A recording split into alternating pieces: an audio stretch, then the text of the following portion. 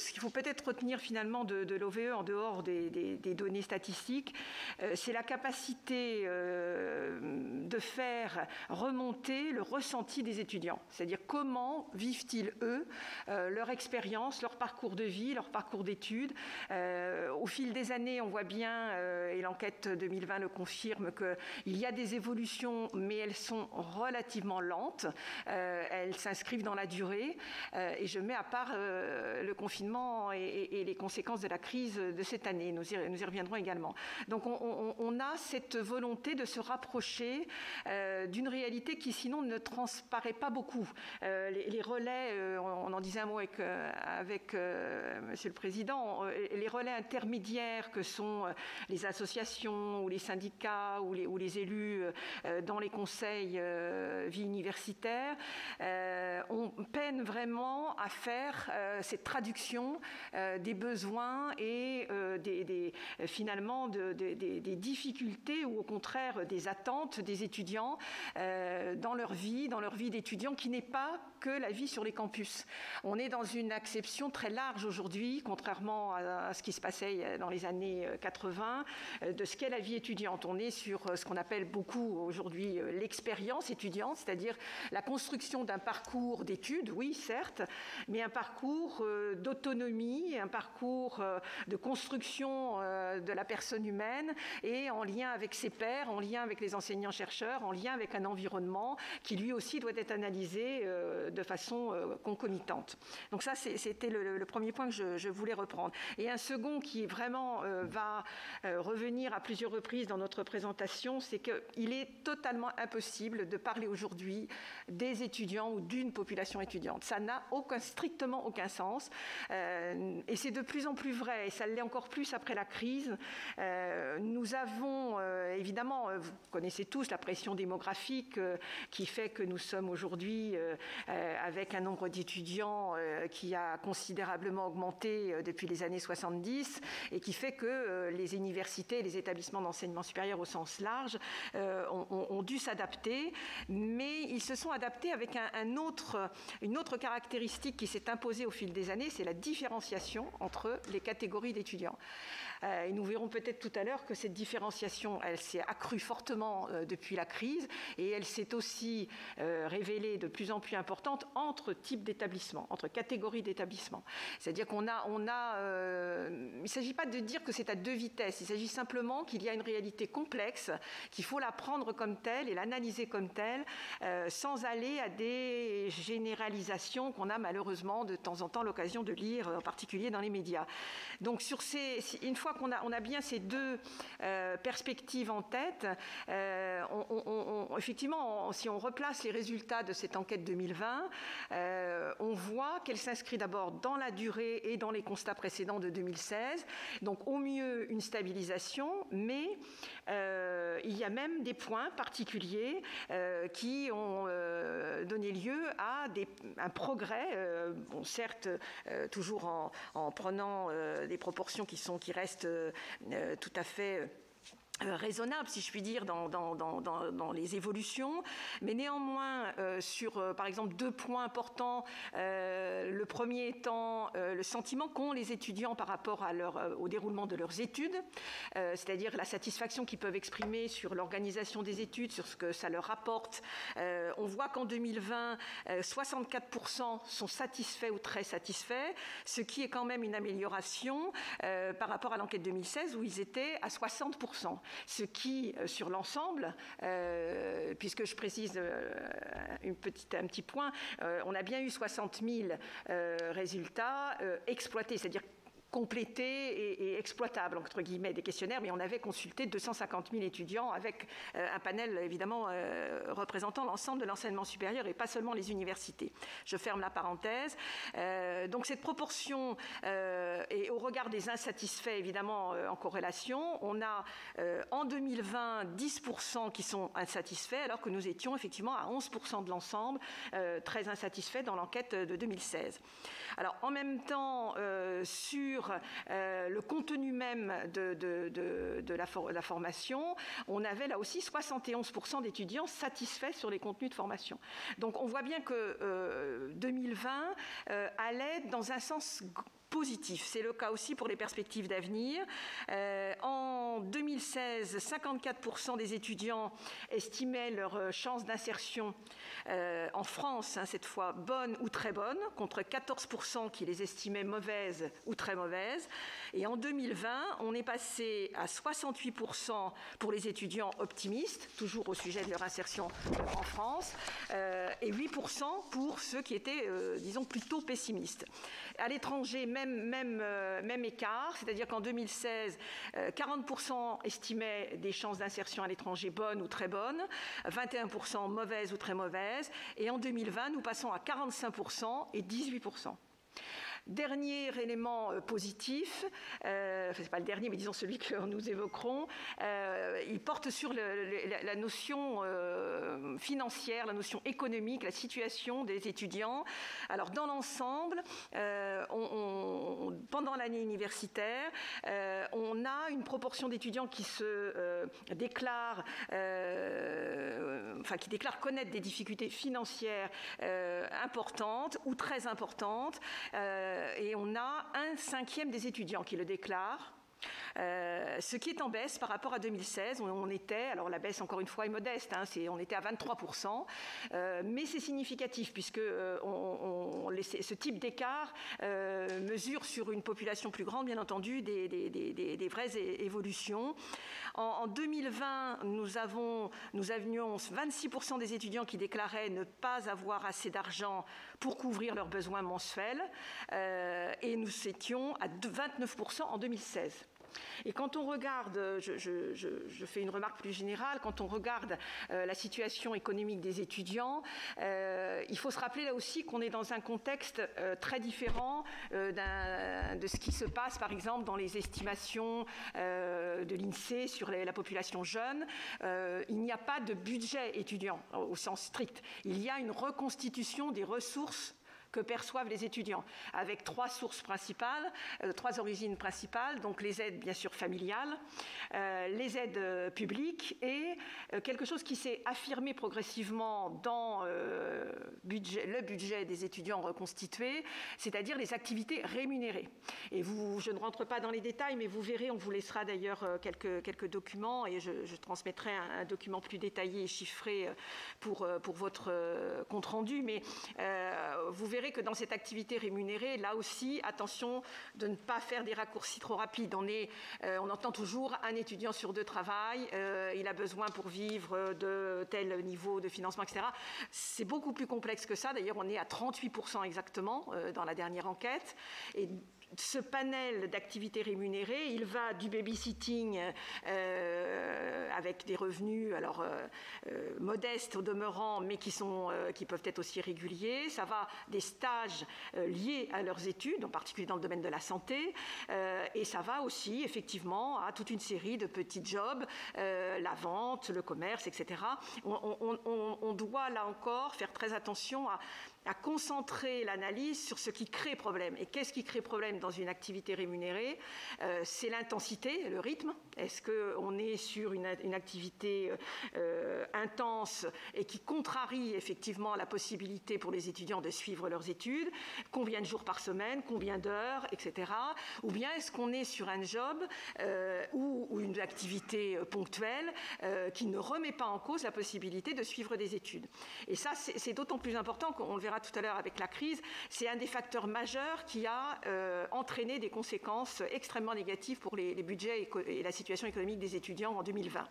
Donc, on est bien là sur une notion qui relève d'un examen économique au sens strict, et c'est un des points de faiblesse qu'on aura probablement l'occasion d'évoquer, c'est-à-dire qu'on a des difficultés, on n'a pas les outils de mesure qui conviennent, en particulier dans le domaine économique. Et c'est une piste, je pense, pour les décideurs dans un proche avenir, ce serait vraiment de remettre à plat un système qui est largement illisible, y compris de la part des étudiants eux-mêmes qui y ont droit et qui ne savent pas toujours à qui s'adresser, et c'est encore plus vrai avec la crise, parce puisque là, il y a eu et c'est très bien, il y a eu des tas de mesures d'urgence dans tous les secteurs, mais il va falloir vraiment à un moment donné remettre de la cohérence et de redonner du sens à ce qui est une politique de soutien au sens financier du terme, de façon à cibler bien évidemment sur les populations qui en ont le plus besoin, c'est-à-dire les plus fragiles.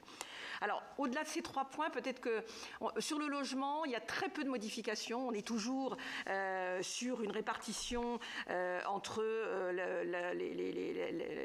disons, le domicile des parents, quel que soit ce domicile. Ça peut être les parents séparés, ça peut être, en gros, domicile, ce qu'on appelle la cohabitation familiale, avec également l'allocation ou la colocation. Et je rappelle que pour, par exemple, les locations en résidence universitaire, on a un chiffre très faible qui est de l'ordre de 12%. Donc on a bien pendant la période universitaire. Et donc on a globalement une difficulté qui d'ailleurs est majeure sur le logement. Et c'est toujours vrai avec l'étude 2020, avec l'enquête 2020. On a à la fois des difficultés parce que c'est le montant du loyer qui est le premier poste de dépense dans ce fameux budget étudiant. Premier poste de dépense très variable en fonction du lieu de résidence et encore une fois en fonction de ce qui caractérise l'étudiant. Est-ce qu'il est boursier, non boursier, est-ce qu'il a une aide indirecte de la famille, etc. etc. Donc on a là une clarification et je n'évoquerai pas parce que c'est un sujet complexe s'il en est la nécessité aussi de bien regarder l'ensemble des aides et des mesures de soutien, y compris l'aide personnalisée au logement. On a là quelque chose qui est parfois décalé par rapport à la réalité vécue par les étudiants lorsqu'ils sont dans un mode de logement qui occasionne des difficultés supplémentaires, et notamment dans les métropoles urbaines. Donc, logement, peu de modifications, en tout cas avant la crise. On est sur une stabilité.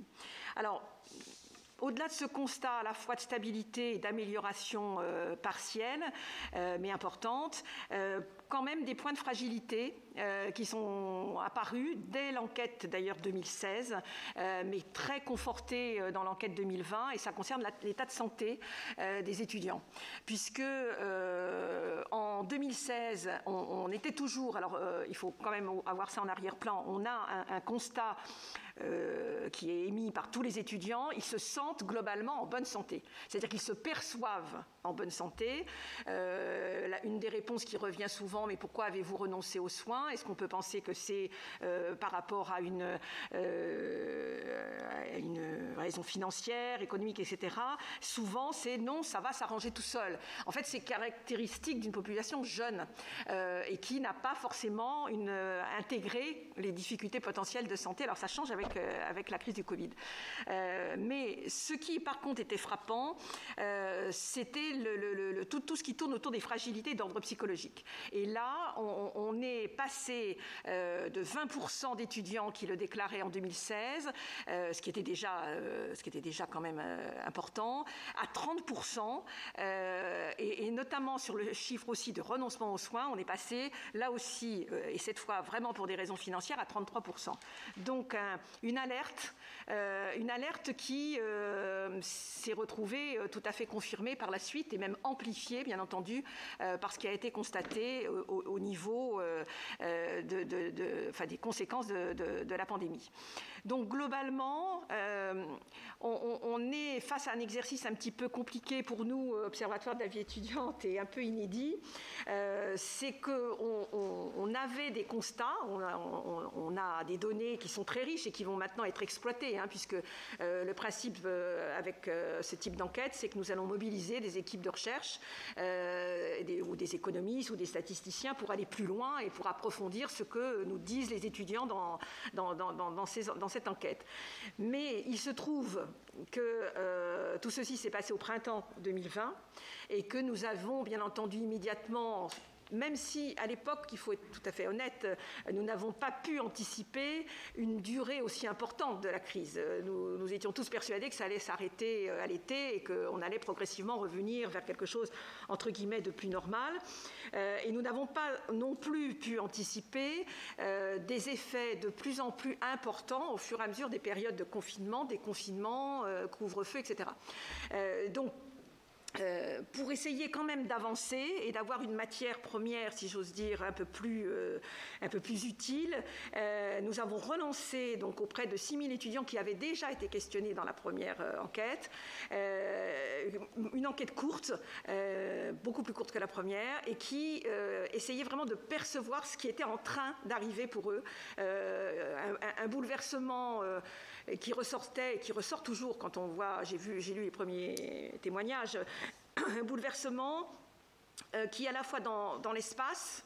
Il n'y a plus d'unité de lieu entre formation, recherche dans les labos et vie étudiante. Et ça, c'est quelque chose qui déstructure totalement l'identité étudiante, en quelque sorte. Ce sont des mots très forts qu'on a entendus, hein, c'est-à-dire la perte de sens. Finalement, c'est quoi être étudiant quand il n'y a plus nécessité d'aller en cours, quand on ne peut plus se voir dans les lieux de socialisation et quand on est coupé parfois de ce qui faisait aussi le lien avec l'enseignant-chercheur, qu'on est revenu, y compris quand on est doctorant et qu'on était déjà salarié, on est revenu dans sa famille. Enfin, tout ceci brassé dans un ensemble anxiogène quand même, hein, qui était de ne pas savoir la durée et comment on allait sortir de cette crise, et encore faudrait-il qu'on le sache aujourd'hui.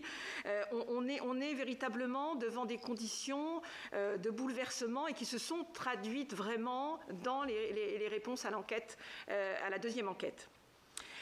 Peut-être, Élise, tu peux parler peut-être à partir donc sur la deuxième question, c'est-à-dire par rapport à ce contexte général, qu'est-ce qui s'est passé finalement et qu'est-ce qui ressort de notre enquête confinement, si je puis dire.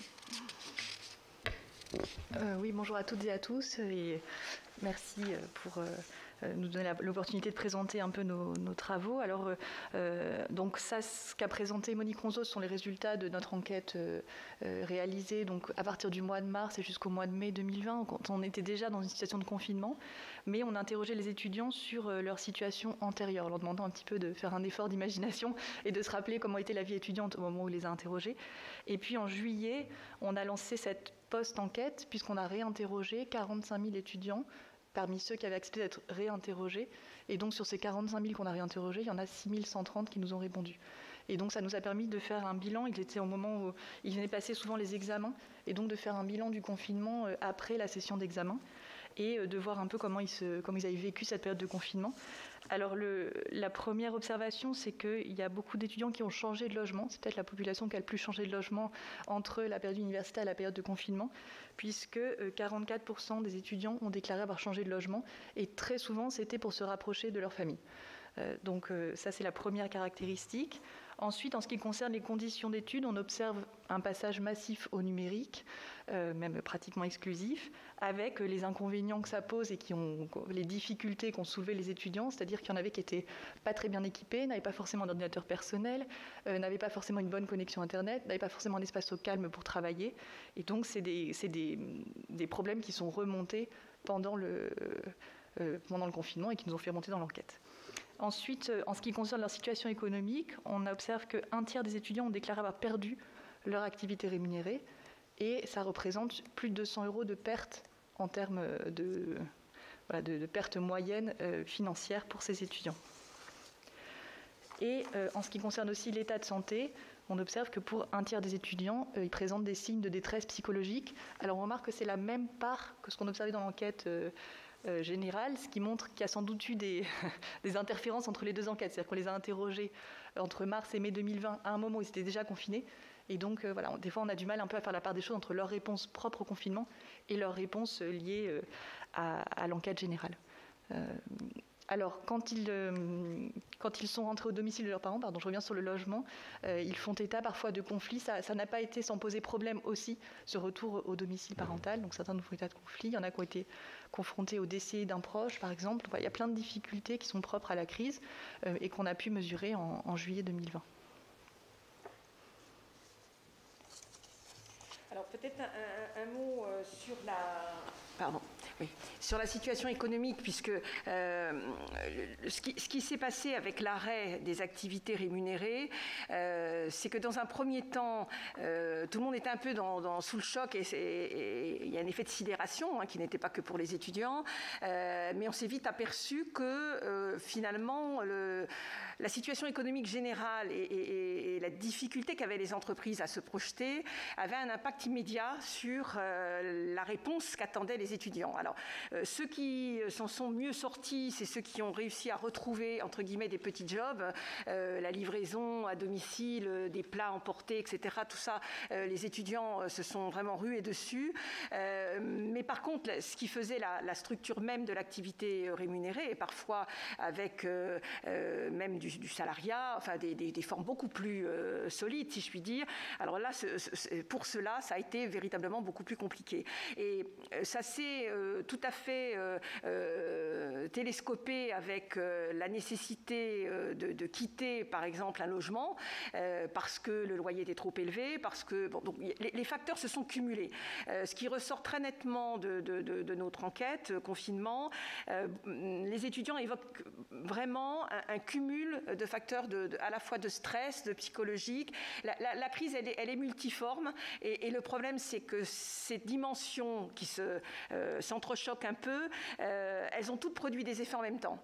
C'est-à-dire que la fermeture des locaux universitaires, l'arrêt de l'activité rémunérée, du coup l'isolement et donc la difficulté psychologique à surmonter cet isolement, tout ceci s'est vraiment cumulé dans un espace-temps extrêmement resserré et ça ressort vraiment tout à fait de façon évidente dans notre enquête, dans notre deuxième enquête, si je puis dire, avec là aussi des mesures d'urgence finalement qui ont été prises et qui ont été reconnues dans cette enquête par les étudiants. C'est-à-dire qu'on leur avait demandé, est-ce que vous estimez que vous avez eu beaucoup d'informations de la part de vos établissements?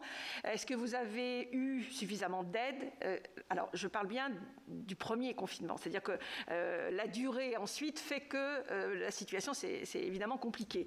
Mais la réponse était plutôt positive. Oui, ils ont eu pour beaucoup d'ailleurs des problèmes de connexion numérique, mais moins que ce qu'on pouvait penser. C'est-à-dire que ça s'est finalement relativement bien passé parce que les établissements ont réagi.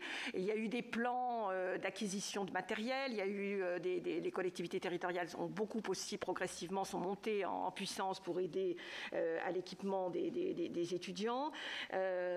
Donc c'est à la fois une situation qui était brutale, mais qui avec une mobilisation assez sensible et forte quand même de tous les acteurs de la vie étudiante. Ça va bien sûr des établissements d'enseignement supérieur qui ont eux-mêmes, au-delà de ce qui était naturellement le vecteur de soutien financier, c'est-à-dire la CEVEC, la contribution à la vie étudiante et de campus, qui a été très très utilisée, au-delà des aides qui ont été mises en place par le ministère via les CROUS et qui ont immédiatement réagi et qui ont mis en place toute une série de dispositifs, on voit que si j'ose dire, le pire a été évité au moment de la rupture, au moment où se sont produits tous ces effets. Alors, l'analyse de ce qui se passe depuis est plus évidemment complexe parce que plus la crise dure et plus on a un double phénomène finalement. On a un phénomène, certains psychologues ont parlé de phénomène de glissement, comme on a parlé aussi pour les personnes âgées d'ailleurs à un moment donné dans la crise, c'est-à-dire qu'il y a une espèce d'usure, de fatigue, ça ressort très bien des témoignages que vous avez eus. On a ce phénomène qui s'est installé et qui n'était pas encore perceptible à ce point dans notre enquête confinement. Donc là, il y a un décalage, on en est tout à fait conscient et on a l'intention évidemment de continuer d'aller plus loin, mais on est aussi aussi, ce qui était déjà perceptible, c'est que ces signes d'anxiété, ces signes de difficulté à organiser son temps personnel, il n'y a pas réellement de surprise, si je puis dire. Vous avez exactement les mêmes conséquences négatives dans les analyses qui commencent à sortir sur le télétravail. Il y a vraiment des grosses similitudes, c'est-à-dire que, mais avec des étudiants qui, eux, n'étaient pas forcément dans un cadre de travail qui les aurait préparés à cela, si je puis dire.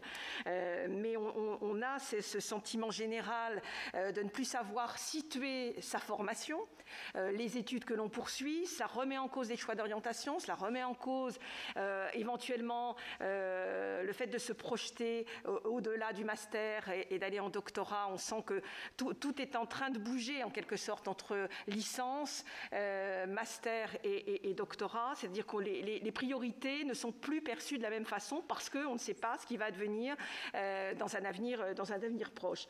Et ça me fait aborder la question que vous avez posée tout à l'heure, c'est-à-dire finalement, est-ce que ça s'est passé de la même façon pour tout le monde ?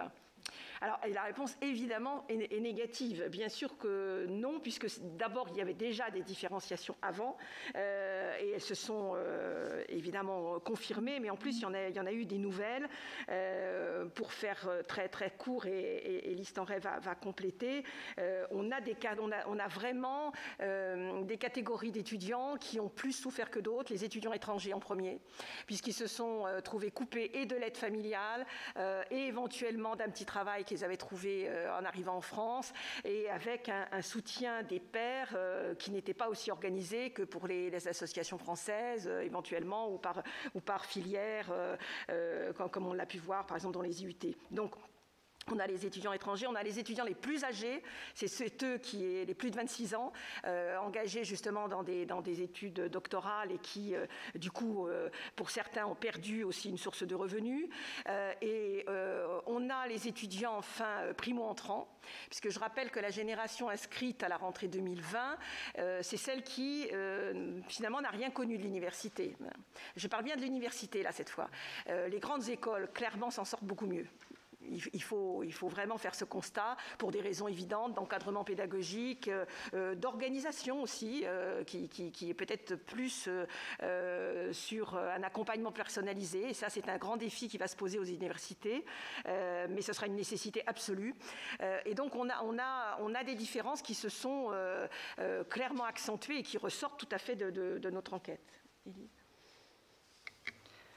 Oui, alors comme l'a très bien rappelé Monique Ronzeau au début de l'entretien, les travaux de l'OVE contribuent à montrer qu'effectivement il n'y a pas un étudiant moyen, mais il y a une diversité d'étudiants que nos enquêtes permettent un petit peu de cerner. Alors d'abord en termes d'orientation, si on regarde l'origine sociale, c'est sûr que les différences d'orientation sont importantes et qu'on va avoir des étudiants beaucoup plus favorisés dans les filières comme les classes préparatoires ou les grands établissements ou les écoles de commerce, et des profils moins favorisés dans les STS, par exemple les IUT.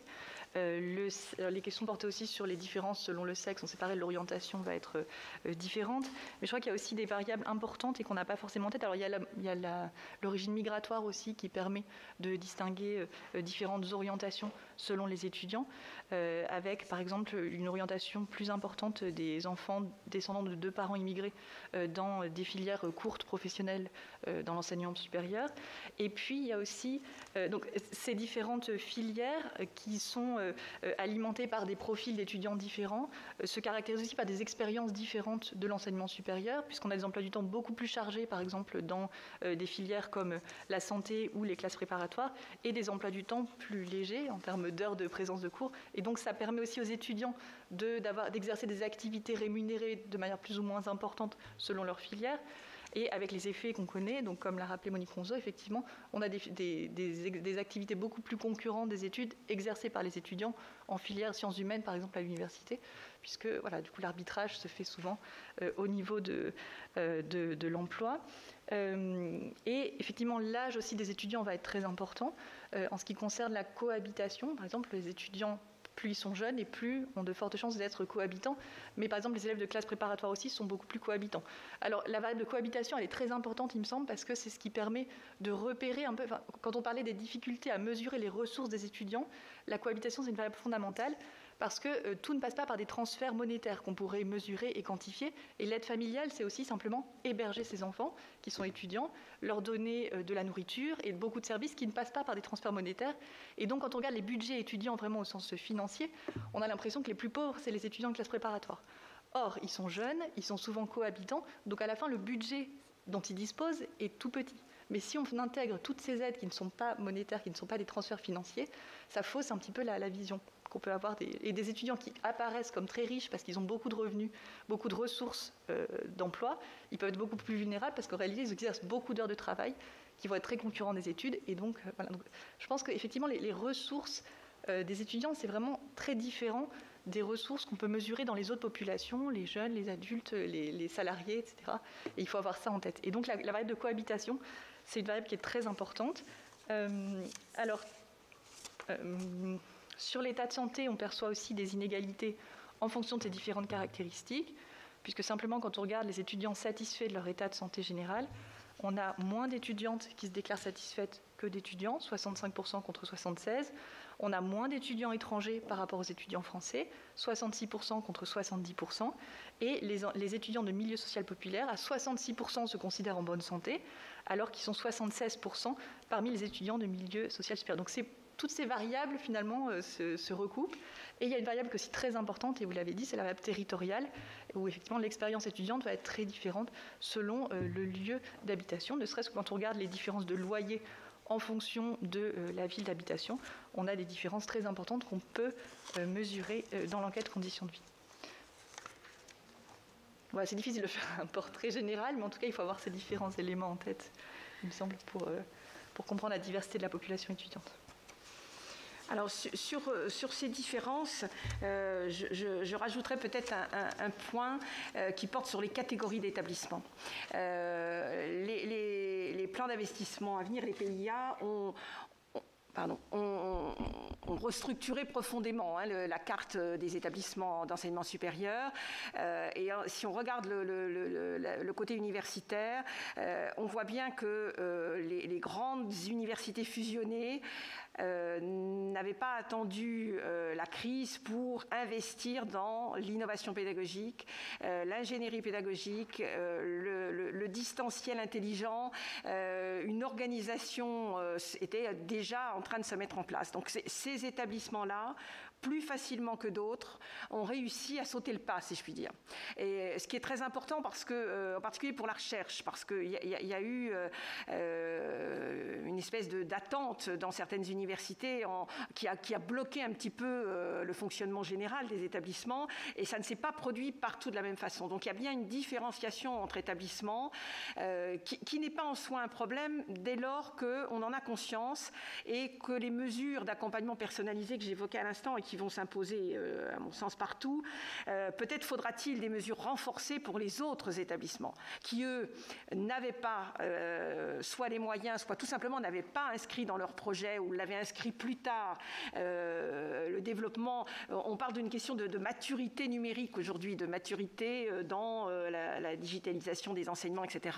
Et là, il y a de très très gros écarts entre les établissements et tout le monde s'y est mis, un peu dans l'urgence, avec les moyens du bord, si vous me pardonnez cette expression.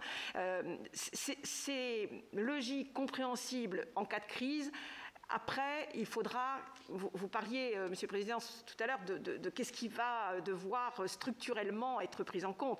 Ça, c'est un objectif essentiel. C'est-à-dire qu'on est aujourd'hui sur à peu près une des seules certitudes que l'on a, c'est qu'on ne reviendra pas à une organisation comme elle existait antérieurement. Et notamment, si on parle vie étudiante, on peut d'ores et déjà constater que la crise actuelle, quand on s'en sortira complètement, elle aboutira à réinterroger la notion de campus. C'est quoi un campus aujourd'hui, alors qu'on aura forcément, non pas du tout distanciel, qui est une catastrophe totale, on le voit bien sur toute une série d'éléments dont on a déjà parlé, mais un modèle hybride qu'il va bien falloir reconstituer et définir, et qui ne sera pas d'ailleurs homogène selon les territoires et selon les établissements établissements, mais on aura à inventer, et je dirais qu'on n'est pas les premiers à le faire.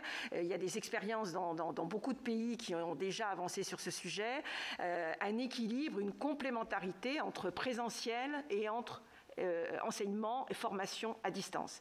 Alors ça suppose beaucoup de choses. Ça suppose d'abord la formation des enseignants-chercheurs. Ce qui a pêché, là aussi ça ressort des témoignages, c'est que les étudiants ont ressenti, pour certains, pas pour tous bien entendu, mais ont ressenti très fort que leurs enseignants étaient aussi perdus qu'eux. Et je vais donner quand même la parole d'abord à ma collègue qui enseigne à Dauphine et qui, elle, a l'avis de l'enseignant-chercheur et notamment de l'écran noir, où tous les étudiants ferment leur caméra, ce qui n'est pas toujours évident. Mais je pense que là, il y a un point majeur qui est intégrer très très vite toute une série de paramètres dans la formation des enseignants et des enseignants-chercheurs. Élise ? Oui, non, mais je crois que les étudiants nous le disent et les enseignants aussi. Il faudrait écouter ce qu'ont à dire les enseignants, parce que ça a été une période aussi très difficile et ça reste une période très difficile pour les enseignants. C'était pas le cœur du métier de transmettre finalement à un écran noir. En fait, c'est pas tellement pour ça qu'on a été formés. Et on a beaucoup ressenti en tout cas la souffrance des étudiants, et ils le disent aussi dans l'enquête. Ils sont nombreux à dire que ce qui leur a manqué, c'est le contact avec les autres étudiants. C'est un peu ce sentiment d'isolement, et qui est d'être un groupe, de constituer un groupe classe, de pouvoir échanger. Donc ils ont trouvé des stratégies pour retrouver un peu de collectif, mais ça reste très imparfait, et voilà, c'est une souffrance des deux côtés en tout cas. Voilà. Donc c'est probablement le premier point pour évoquer ce qui va devoir être pris en compte. En fait, on a 3 temps aujourd'hui. On a eu l'urgence du démarrage de la crise. Donc il a fallu que les établissements s'adaptent, que les étudiants s'adaptent, que tout le monde s'adapte, qu'il y ait des aides financières nouvelles qui soient développées. On a eu toute cette période. On connaît encore aujourd'hui une deuxième phase qui est celle de la crise qui dure et qui provoque l'usure. C'est un mot qui revient énormément. On a le sentiment que les étudiants, puisqu'on est quand même là pour parler d'abord d'eux, sont extrêmement inquiets et de façon de plus en plus atone, si j'allais dire. C'est-à-dire qu'ils ne se posent plus des questions d'urgence comme au début, pensant que tout allait redevenir un petit peu comme avant. Ils attendent, ils ne savent pas trop quoi, ils essaient de survivre. Alors encore une fois, pas tous. Quand je dis, je parle de ceux qui sont les plus touchés par cette crise, bien entendu, qu'on les a définis tout à l'heure. Et puis il y a un troisième temps, et je pense que vos travaux vont nourrir justement ce troisième temps, c'est-à-dire qu'il faut anticiper et réfléchir à la sortie de crise. Et la sortie de crise, ça veut dire redéfinir un certain nombre de choses. Donc on vient de parler de la formation des enseignants-chercheurs. Ça veut dire aussi repenser l'organisation générale des établissements. Le campus physique ne peut plus être défini comme avant. Il y a des questions d'ailleurs très complexes d'immobilier qui vont se poser tout de suite derrière. L'implantation sur les territoires, enfin bon, il y a toutes ces questions-là. Mais il y a aussi probablement un rapport différent de l'étudiant à son établissement. On a bien vu quand même que la différence qu'on évoquait à l'instant entre grandes écoles et universités, elle tenait aussi à ça. C'est-à-dire que les étudiants des grandes écoles ont manifesté peut-être une espèce de reconnaissance par rapport à leur établissement qui s'est délité très vite pour les étudiants en université, et en particulier, il faut bien le dire, et ça ressort là aussi de vos témoignages, dans les disciplines SHS, droit et INSPE. Alors INSPE, c'est très inquiétant puisque, comme vous le savez, c'est quand même la formation de nos futurs enseignants, et je crois que là, il y aura un effort très, très particulier à fournir pour remettre peut-être un certain nombre de préoccupations au cœur de la formation initiale des enseignants, mais je ferme la parenthèse. Donc on a toute une série de questions qui sont effectivement structurelles, et là qui dépassent totalement la réponse à des difficultés conjoncturelles liées à la crise. Ça veut dire aussi probablement regarder l'équilibre entre pilotage national, pilotage local, et quand on dit local, c'est l'établissement d'enseignement supérieur en lien avec les CROUS, en lien avec les collectivités, et ça veut dire quand même aussi que ce qui se traduit un petit peu dans tout ce qu'on est en train de dire, c'est que l'échelon du territoire a été celui qui a été immédiatement mobilisé, sollicité, à la fois dans l'urgence et dans la gestion de la crise sur l'année. C'est-à-dire que c'est bien là où on a essayé de... D'ailleurs, on voit ces dernières semaines, hein, il y a des plateformes qui se mettent en place en collaboration avec les collectivités. Plusieurs régions ont vraiment constitué une espèce de coordination au départ informelle, mais qui maintenant se traduit dans des actions très coordonnées, y compris aussi avec les services de l'État, par exemple en région. Hein, les nouveaux, entre guillemets, vice-chanceliers à l'enseignement supérieur ont joué un rôle important aussi dans la diffusion d'un certain nombre de mesures. Donc tout ceci, il faudra capitaliser sur ce qui s'est fait. Là, on a une coordination, une mobilisation qui est intéressante, mais qu'il faut, encore une fois, reposer dans un contexte cette fois plus pérenne. Donc pour nous, oui, il y a des effets immédiats qui sont tout simplement assurer la rentrée. Et ce n'est pas gagné parce que, bon, je ne parle pas du côté sanitaire et des mesures qui seront en vigueur, mais l'enjeu peut-être principal, enfin moi je pense que c'est quand même peut-être ça finalement qu'il va falloir réussir en premier, c'est recréer le lien social et recréer la possibilité de revenir sur un site universitaire en reprenant des habitudes d'étudiants, en reprenant des liens avec non seulement les enseignants mais avec ses pairs, ce qui aujourd'hui n'est pas évident parce que dans tous les témoignages, on a des témoignages, vous avez dit poignants tout à l'heure, mais c'est le cas, de déconnexion avec ces réalités-là. Et la réalité, alors on sait que les jeunes, il faut aussi garder ça en tête, ont une faculté d'adaptation qui est réelle et à toutes les crises, on a bien vu qu'il y avait capacité de rebondir, etc. Sauf que là, on est quand même dans une situation un peu inédite et que ça ne se fera pas tout seul, c'est-à-dire qu'il va falloir faciliter par des dispositifs, notamment de médiation, de remédiation. Que va-t-il se passer avec ceux qui, dans Parcoursup, qui ne savaient absolument pas ce qu'ils allaient choisir et qui vont arriver là par hasard? Ça veut dire qu'il va falloir traiter ça au niveau de l'accueil des nouveaux inscrits dans l'enseignement supérieur à la rentrée 2021. C'est un des éléments, c'est loin d'être le seul. Donc on a le premier enjeu, c'est la socialisation des nouveaux et des anciens qui reviennent pour l'année universitaire prochaine, et avec des nouveaux types d'enseignements qui vont se mettre en place. Donc, bon, tout ceci peut-être pour terminer, puisqu'on a beaucoup parlé, et je crois qu'on a des éléments qui sont encourageants, on a des éléments qui montrent que le système a bien réagi et a évité les catastrophes. Maintenant, il faut aller au-delà de ça. C'est un constat qui, évidemment, est essentiel, mais il y a quand même aujourd'hui des cas d'étudiants que l'on ne sait pas mesurer en volume d'ailleurs, mais qui ont décroché. Même si les décrocheurs potentiels que tout le monde craignait en nombre au moment des examens, ceci ne s'est pas vérifié. Les chiffres des examens sont bons, sont pratiquement identiques aux années précédentes dans beaucoup d'établissements. Donc c'est un signe quand même qui permet de se dire qu'on a des moyens d'aller les rechercher, si je puis dire. Bon, mais il n'empêche que le décrochage psychologique, lui, c'est plus difficile à cerner et c'est un des éléments qu'on a vraiment du mal à mesurer aujourd'hui. Donc il y a des outils qui se mettent en place, mais l'enjeu de la rentrée, il est fondamental parce qu'on ne peut pas se permettre, même si, moi, à titre personnel, je ne suis pas du tout d'accord avec la notion de génération sacrifiée. Je pense que ce n'est pas le bon mot. C'est une génération qui est éprouvée, qui est peut-être pour certains traumatisée, mais certainement pas sacrifiée. Je veux dire, il y a eu des cours, il y aura des diplômes, il y aura des examens. Simplement, tout ne sera pas résolu par cela. C'est-à-dire qu'il faudra retravailler avec les populations concernées pour que ce ne soit pas justement une génération un petit peu entre parenthèses. Voilà, je m'arrête là et on est évidemment prêt à répondre à vos questions. Merci beaucoup, Madame la Présidente. C'était un panorama extrêmement complet. Ce que je vous propose de faire, chers collègues, c'est de vous redonner la parole, Monsieur le rapporteur, par rapport aux questions que vous avez posées, si vous avez des compléments.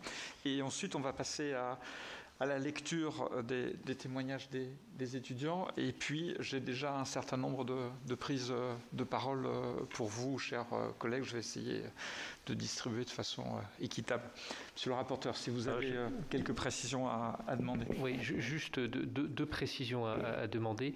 D'abord, vous n'avez abordé qu'à la fin, je me l'étais noté, vous voyez, vous avez abordé la question du décrochage. Alors, vous avez dit, dans la présence aux examens cette année, on ne voit pas de chiffres en déconnexion, mais entre 2016 et 2020, c'est-à-dire indépendamment de la période Covid, est-ce que les chiffres sur le décrochage s'améliorent ou pas? Est-ce que tendanciellement, on est notamment sur les premières années d'université, est-ce qu'on voit une amélioration? Et deuxièmement, vous avez dit que dans les étudiants les plus en souffrance actuellement, il y avait les étudiants étrangers. Est-ce que vous avez des données sur les étudiants français à l'étranger qui sont dans la même situation finalement que les étudiants étrangers en France?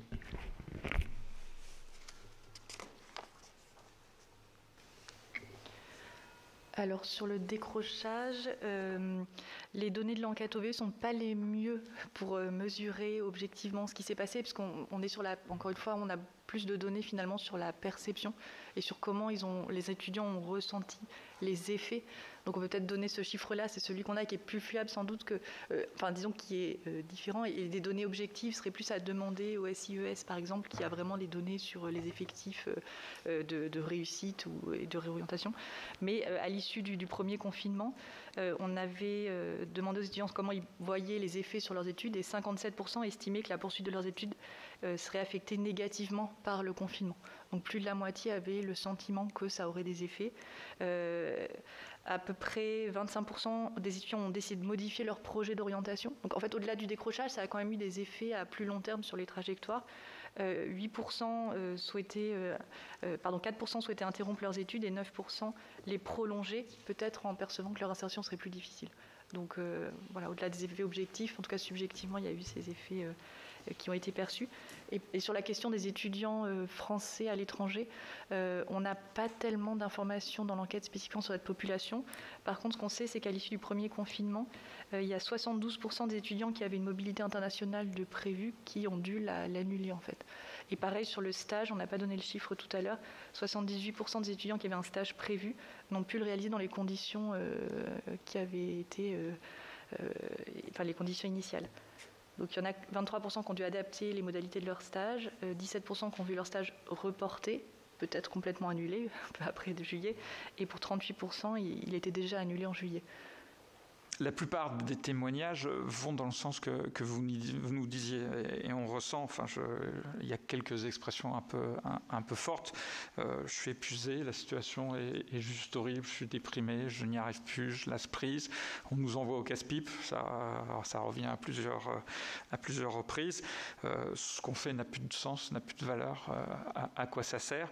Et des grosses angoisses sur la valeur que va apporter le futur employeur ou la vie professionnelle à la qualité des diplômes qui seront délivrés pendant ces années si particulières. Et on sent qu'ils sont déjà dans l'après-crise en se disant mais mes années 2020-2021 d'université, qu'est-ce qu'elles vont valoir sur le marché de l'emploi? Et là, je pense que ça va être une question à laquelle il va être très difficile de répondre. Après, sur les examens, là, il y a quelques témoignages où les étudiants nous disent qu'ils se sont bien passés parce que ça a été un peu arrangé quand même. Il y a un témoignage, là je ne le lirai pas, mais on nous dit, on nous a demandé de mentir sur ce qu'on rendait, de travailler comme si on était dans une escale, ce n'était pas le cas. Donc par rapport à ce que vous nous dites sur le niveau des examens, sans doute, je pense que c'est vrai, mais il faudra peut-être regarder dans le détail. Il y a eu quelques aménagements de ci, de là. Voilà. Moi, j'ai 2 filles étudiantes. Il y en a eu, j'ai vu comment elle a fait les examens. Bon, c'était utile que papa, de temps en temps, soit derrière. Ça a aidé. Voilà, donc je pense qu'il faudra relativiser tout ça. Mais encore une fois, on va les publier parce que je pense que c'est un retour d'expérience qui est absolument prodigieux. Et ce qu'on sent, c'est que ils sont heureux qu'on les écoute maintenant, quoi. Et comme vous le disiez très justement, on a l'impression qu'ils ont été désemparés et oubliés pendant très très longtemps. Bonjour à tous et merci pour les informations que vous nous avez apportées. Je suis vraiment très intéressée, d'autant plus que le premier intervenant a posé la question concernant les étudiants également ultramarins, parce que je sais qu'il y a beaucoup d'ultramarins qui viennent faire des études également ici dans l'Hexagone. Et puis à l'étranger, il y en a également. Alors si l'étude porte sur l'ensemble des étudiants, je dirais, de la France. Et puis la prévention pour les suicides. Alors je voudrais savoir si vous mettez en place des espaces de parole. Est-ce que vous aviez déjà anticipé avant ou depuis? Est-ce que vous avez eu des éléments qui concernent la prévention concernant les suicides et ou les tendances suicidaires, les espaces de parole, enfin les soutiens psychologiques? Je sais que c'est prévu. Et je crois même qu'il y a eu une proposition du gouvernement pour permettre à des étudiants de faire des visites, au moins trois rencontres chez le psychologue. Et pour le moment, je ne sais pas si ça se fait déjà, je ne pense pas. En tout cas, il y a quand même besoin. Alors, est-ce que vous avez déjà aussi des données? Parce que là, vous avez cette étude qui était déjà enclenchée, mais est-ce que vous avez des données qui concernent évidemment la prise en charge psychologique de certains étudiants et des espaces de parole éventuellement qui se mettraient en place? Voilà, merci beaucoup, Monsieur le Président.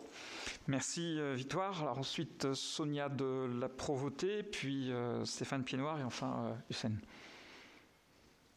Vas-y, Sonia. Oui, merci beaucoup pour ces éléments. Moi, j'ai 3 petites questions. La première, elle a déjà été un peu évoquée, c'est celle des différences entre les secteurs et un secteur particulier se fait particulièrement entendre et une promotion particulière, c'est celle qui vient de se frotter à la réforme de la première année des études de santé, les PASS et les LAS au plan national.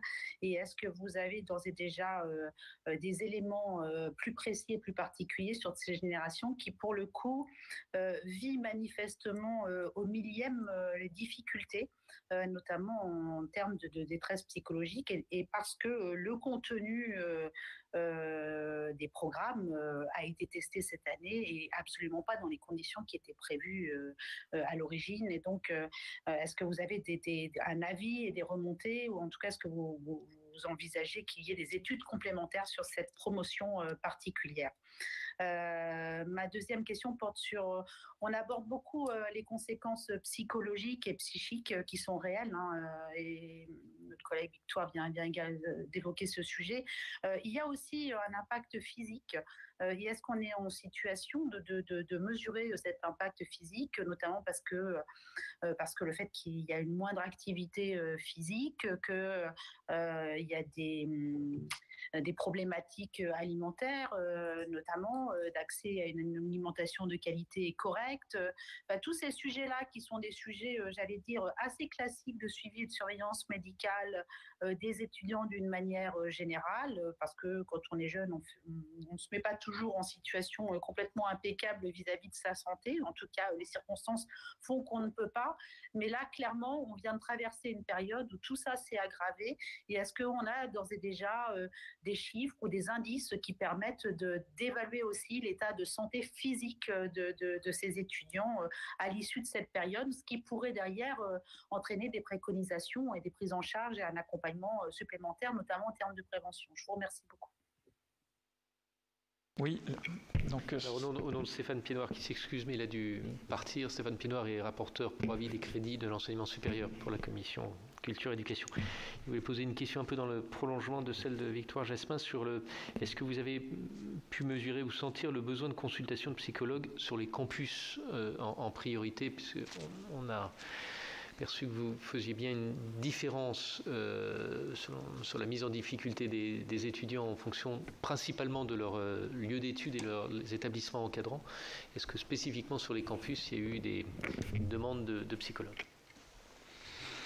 Ensuite, Hussein, et je n'ai pas oublié la question de Céline Boulay-Espéronnier pour finir. Je crois qu'on aura satisfait toutes les demandes de prise de parole. Hussein. Pardon, France. Merci, Monsieur le Président. Merci, Mesdames, pour vos témoignages et les informations, observations que vous avez bien voulu partager avec nous.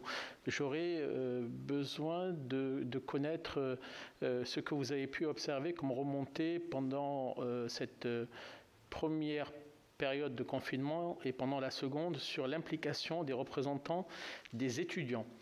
Si je vous pose cette question, c'est que je suis sénateur de l'Hérault, donc sur l'Académie de Montpellier, et je me suis rendu compte lors du premier confinement que les représentants des étudiants étaient complètement absents. Et nous avons eu beaucoup de difficultés à entrer en contact avec les étudiants pour connaître et identifier leurs besoins. Et finalement, le seul contact était les assistantes sociales des CROUS, puisqu'effectivement, on n'avait pas les pairs, PAIRS, qui étaient là et qui auraient pu nous alerter sur les situations problématiques. Je vous pose ces questions parce que je siège au conseil d'administration de 2 universités de Montpellier. En tout cas, je siégeais jusqu'à mon élection au Sénat et au conseil d'administration du CROUS.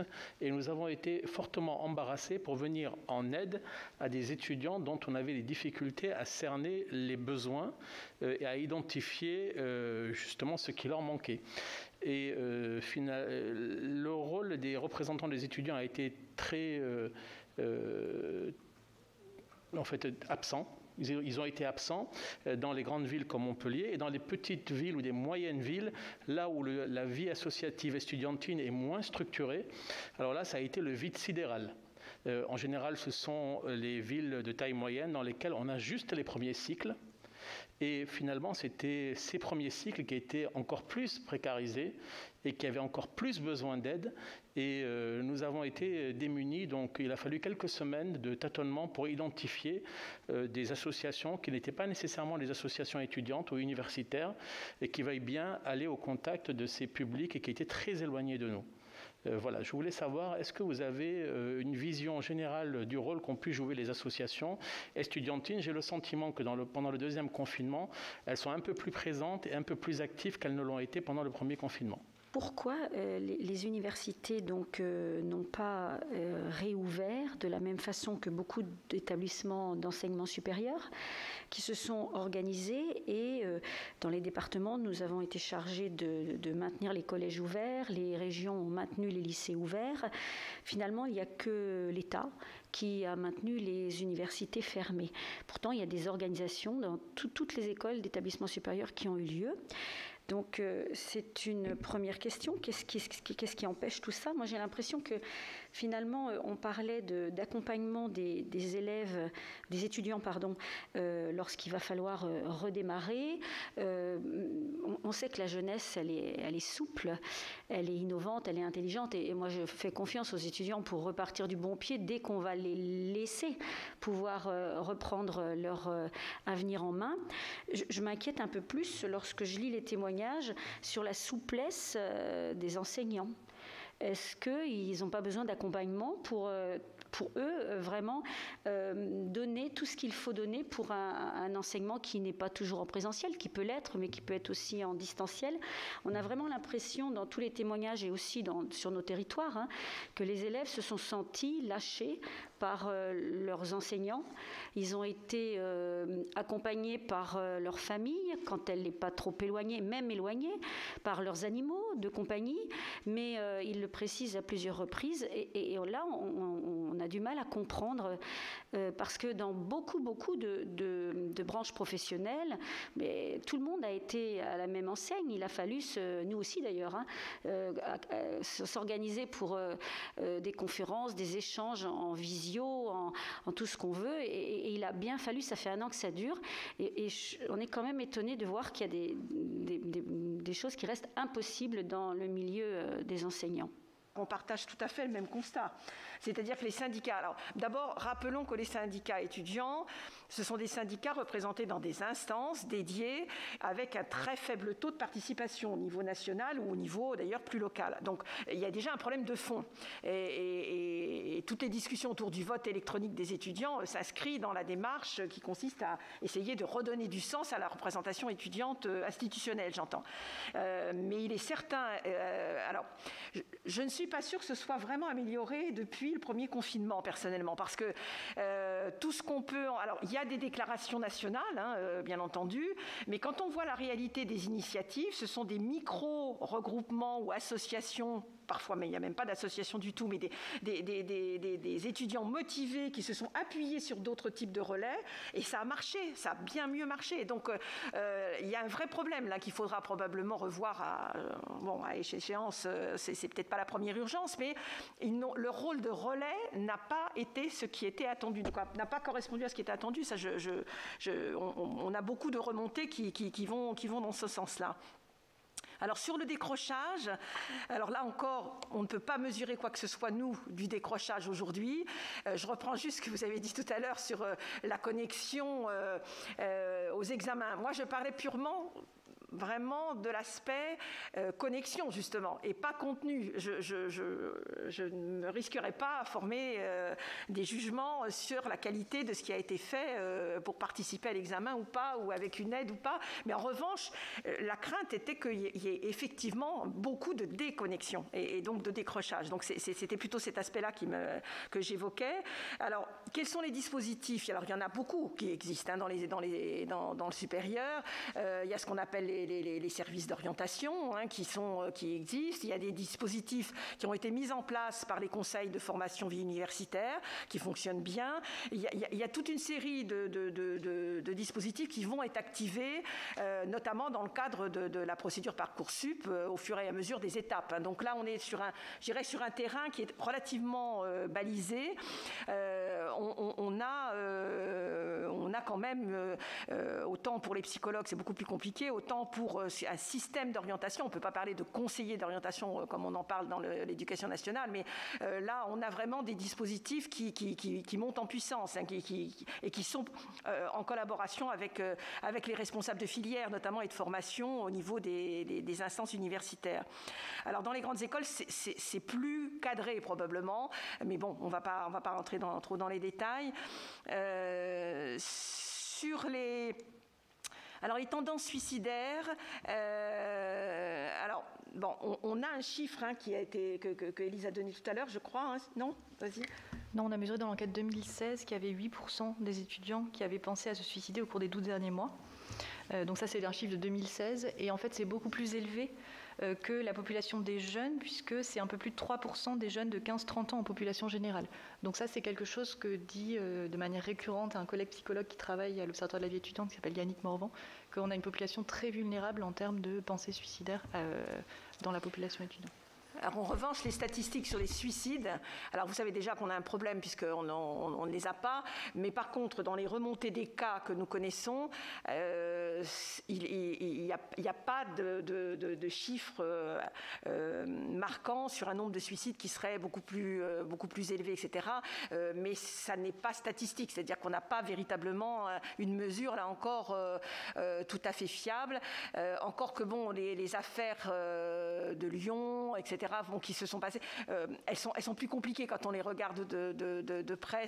Il y a aussi des situations individuelles derrière, donc c'est difficile, c'est une notion très difficile à manier parce que les chiffres que l'on a sont difficiles à interpréter, tout simplement. Donc on a juste, nous, et ça on en est sûr, on a une tendance effectivement qui est marquée en termes de pensée suicidaire.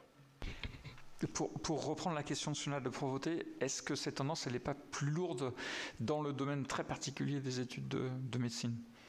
Alors, vous pensez à la question sur la réforme de cette année, notamment ? Pas seulement. Par rapport à la charge de travail qui leur est demandée, par rapport à la responsabilité aussi qu'on leur impose quand même. Non, je ne crois. Enfin, de mémoire, j'avais lu l'étude détaillée. Je ne pense pas que ce soit spécialement lié aux études de santé. Déjà, le chiffre que j'ai donné, c'est l'enquête 2016, donc en fait, ça ne prend pas en compte la réforme. Et alors là, je ne saurais pas vous répondre. Voilà, je préfère ne pas. Alors sur la réforme, clairement il y a une énorme difficulté sur la mise en place cette année de la réforme des études de santé. nous, on n'a pas du tout mesuré ça puisque c'est en cours d'année et ça ne faisait pas du tout partie de l'enquête. Par contre, moi j'ai des retours qui montrent que les étudiants sont totalement perdus, qui ne comprennent absolument pas ce qui est en train de se passer. Alors, par contre, ce qu'ils ont très bien compris, c'est les places qui vont être réservées aux différentes catégories d'étudiants en course, si je puis dire. Ça, ils ont parfaitement percuté. Et donc, je pense que c'est une affaire qui va susciter des discussions au plus haut niveau, donc, et qui n'est pas complètement réglée. Et bon, je ne sais pas si on fera, parce que j'ai pas pu dire encore qu'on allait travailler en priorité sur 2 sujets pour nous à l'EVE, avec mobilisation dans un cas d'une collaboration avec l'INSERM. Donc on va travailler sur la santé mentale des étudiants et on va travailler sur la précarité, en essayant de mettre en place des indicateurs de précarité. Et là, on a un groupe de travail qui se met en place avec des économistes, mais c'est un travail qui n'a pas encore abouti. Et on aura là des statistiques sur l'année complète. Mais en tout cas, on sait que l'année qui vient de se passer pour les étudiants en santé a été probablement encore plus compliquée pour ces étudiants-là que pour les autres. Sur les mesures qui existent, moi j'ai parlé des dispositifs d'orientation. On a aussi quand même à noter le succès, si je puis dire, des plateformes d'écoute. Ça a très bien fonctionné, elles ont été peut-être un peu longues à se mettre en place. Là aussi, il y a beaucoup d'initiatives locales qui se sont vraiment développées et qui ont fonctionné dans des conditions satisfaisantes.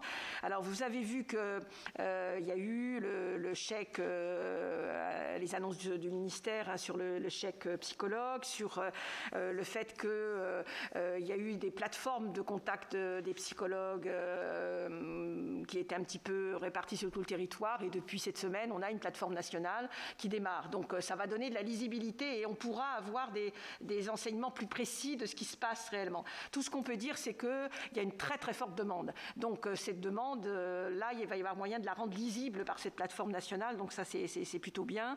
Et sachant que il y a eu vraiment des besoins à tous les niveaux. La question a été posée de savoir si on préférait le contact d'un psychologue ou la consultation d'un psychologue sur place, sur le campus. Étant donné qu'ils n'y sont plus, c'est pas évident.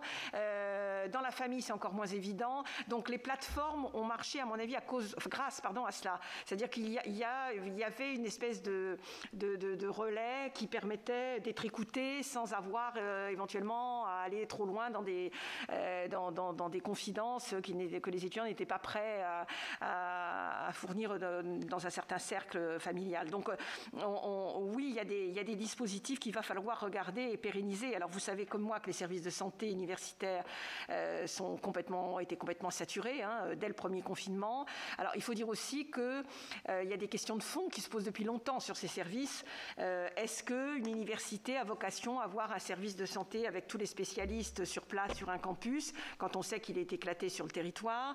Est-ce que c'est pas plutôt, ce qui d'ailleurs est en train de se développer de façon relativement efficace, des relais, des réseaux de santé qui travaillent ensemble et qui prennent en charge, mais avec un suivi, un même étudiant qui part de son service de santé universitaire, mais qui va dans un certain nombre d'autres secteurs, de façon à ce que la consultation soit intègre toutes les dimensions de l'étudiant et pas seulement une demande ponctuelle à un moment donné.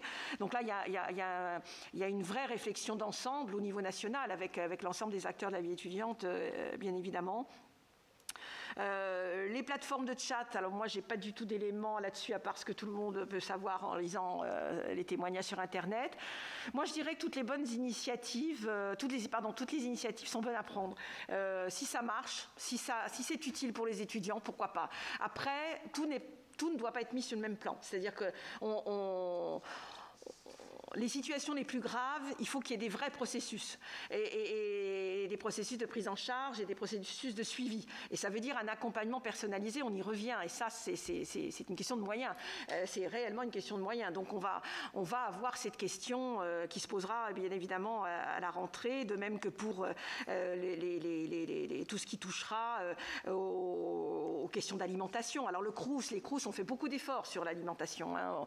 Il y a une révolution presque sur à la fois en termes de respect des normes, notamment environnementales, diversification, avec des nécessités de respecter les équilibres selon effectivement le type de repas préparé, etc. Donc il y a eu beaucoup de progrès. Je crois quand même que la période est tellement particulière qu'il faudra là aussi des bilans. Je pense que le CNUS procédera sur la restauration, vous écouterez sûrement Dominique Marchand ici de même, mais je crois que pour en avoir parlé avec elle envisage effectivement de regarder toutes les évolutions récentes avec cette approche-là, c'est-à-dire finalement qu'est-ce qu'on peut tirer à la fois de la réponse qui a été donnée très vite sur les paniers à 1 euro, etc. Mais en même temps d'aller plus loin dans la réflexion sur quel type de restauration aujourd'hui, parce qu'il ne faut pas oublier quand même que les étudiants avaient déserté les restaurants traditionnels des Crous. Donc, il faut trouver la bonne réponse, encore une fois. Alors, la question sur la fermeture et sur les enseignants qui n'ont pas été au rendez-vous, alors... Je trouve que c'est un peu sévère parce que là aussi c'est très inégal. Il y a des secteurs où ça s'est très bien passé. Il y en a d'autres où on voit bien à travers les témoignages d'étudiants ça n'a pas été le cas.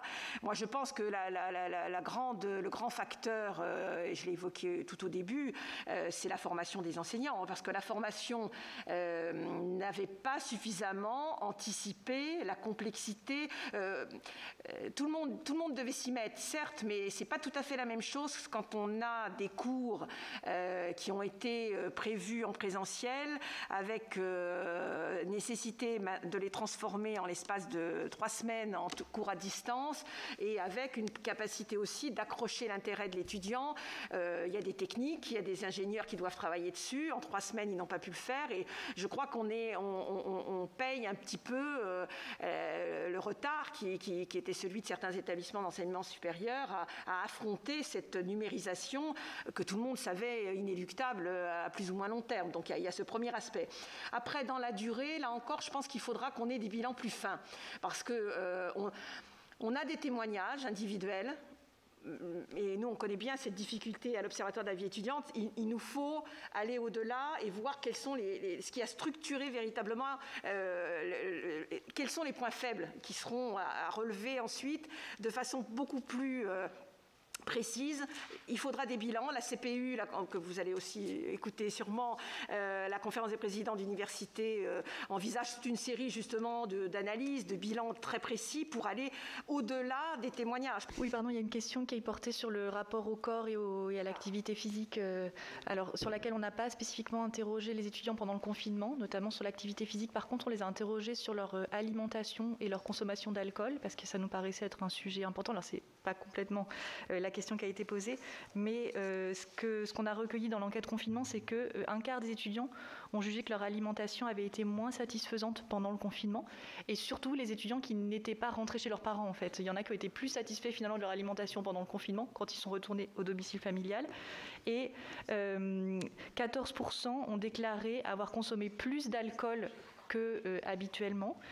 Et ceux qui étaient seuls, 10% ont déclaré avoir consommé de l'alcool tous les jours, contre 5% dans l'ensemble et 1% en temps normal. Donc il y a quand même eu une hausse de la consommation d'alcool pendant le confinement. Et puis on avait aussi des questions, mais là c'est plus en lien avec la précarité, puisque un quart des étudiants dont les difficultés financières se sont aggravées pendant le confinement ont déclaré ne pas toujours manger à leur faim pour des raisons financières.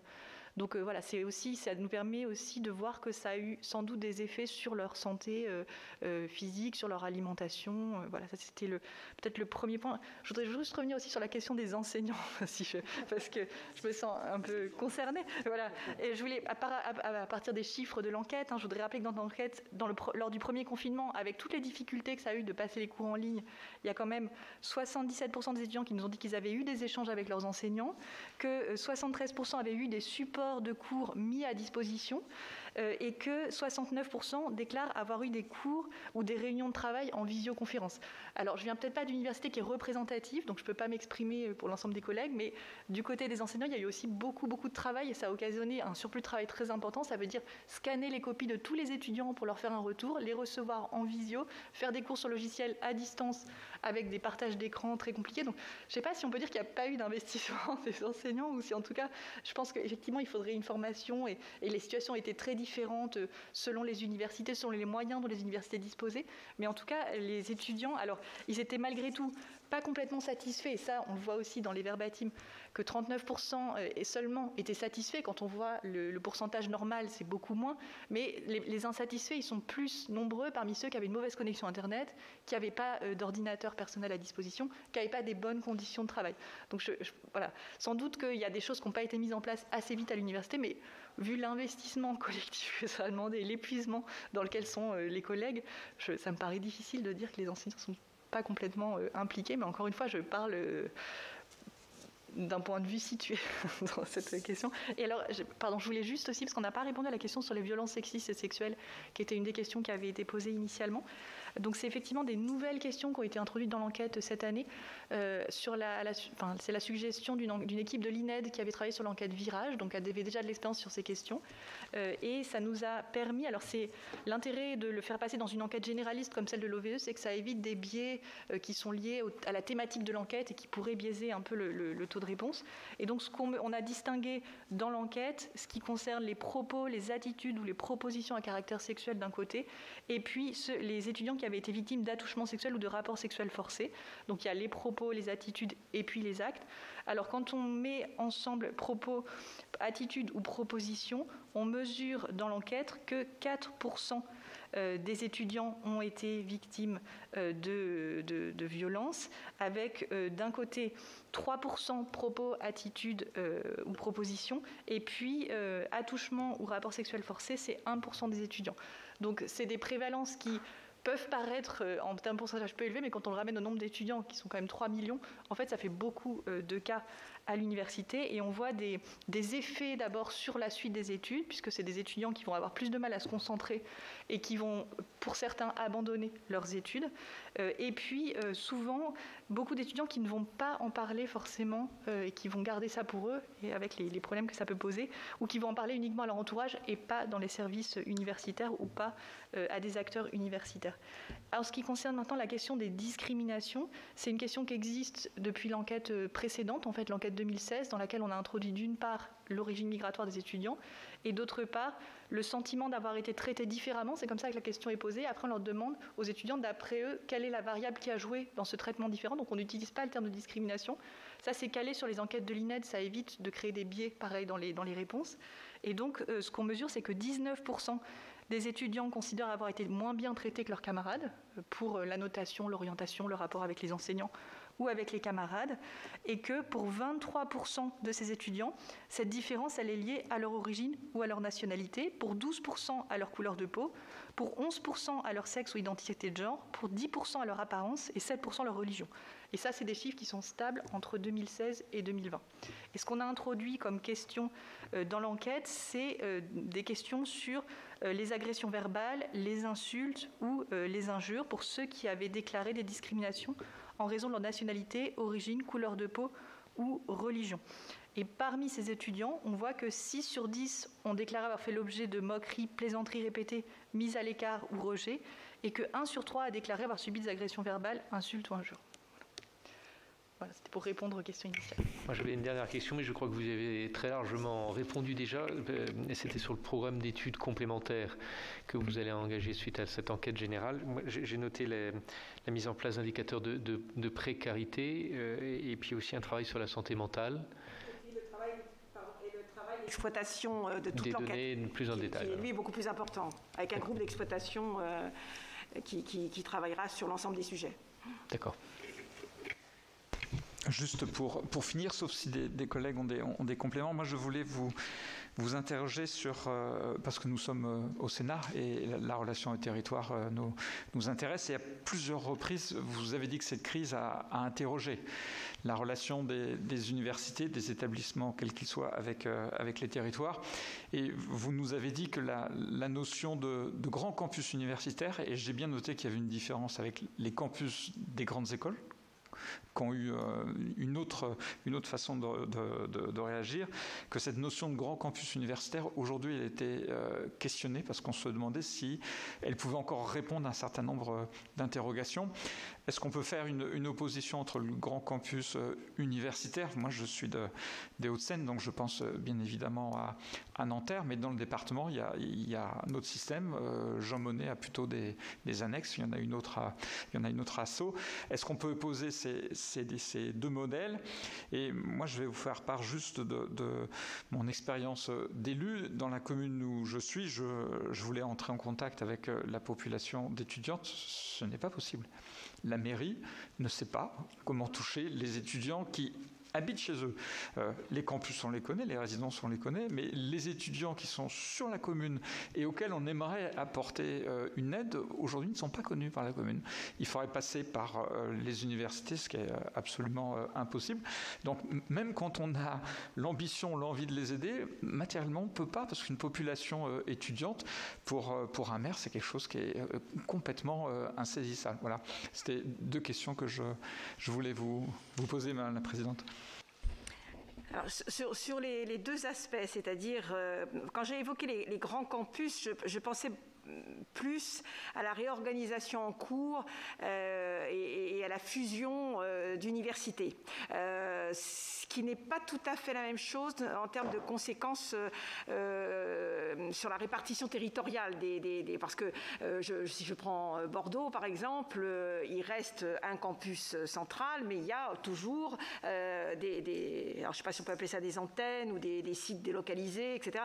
Donc il y a deux dimensions. Moi j'évoquais les établissements fusionnés qui sont aujourd'hui un petit peu à la pointe des établissements, notamment de recherche, dans les classements internationaux. Enfin bon, ils ne sont pas très nombreux, mais ils ont acquis une taille internationale qui leur permet, encore une fois, d'impulser, de porter des politiques, notamment sur le numérique. Je pense, il se trouve que j'écoutais tout à l'heure en venant ici François Germinet, donc le président de Cergy, et qui était interviewé et qui évoquait justement ces dimensions de différenciation entre les établissements. Et il va falloir prendre en compte les deux types d'évolution. Donc je pensais plutôt à ça. Mais ce que vous évoquez, c'est-à-dire le fait qu'on souffre depuis très longtemps d'une absence de vraie définition de ce qu'est un campus universitaire français.